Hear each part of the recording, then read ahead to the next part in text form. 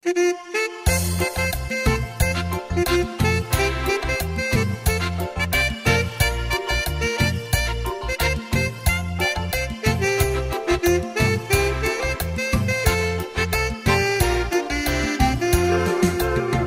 หาหนักอีกแล้วว่าสาวเงินไกล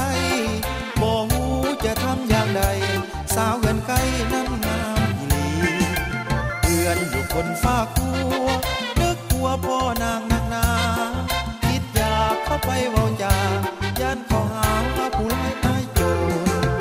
คิดอยากบอกกับน้องแม่เนื้อทองอายหักสุดหัวใจคิดอยากเข้าหัวเข้าไป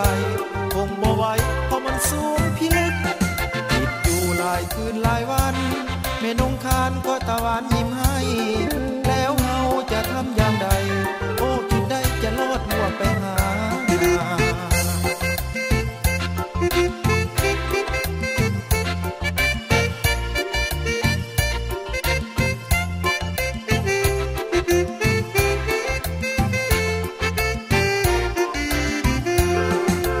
ปัญหาหนักอีกแล้วว่าสาวเงินไกล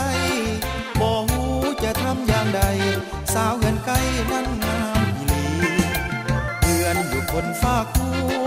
นึกกลัวพ่อนางนักหนาคิดอยากเข้าไปเว้าจาย่านเขาหาว่าผู้ร้ายอ้ายโจรคิดอยากบอกกับน้องแม่เนื้อทองอายหักสุดหัวใจคิดอยากข้ามหัวเข้าไปคงบ่ไหวเพราะมันสูงพิลึกคิดอยู่หลายคืนหลายวันแม่นงคานก็ตะวันยิ้มให้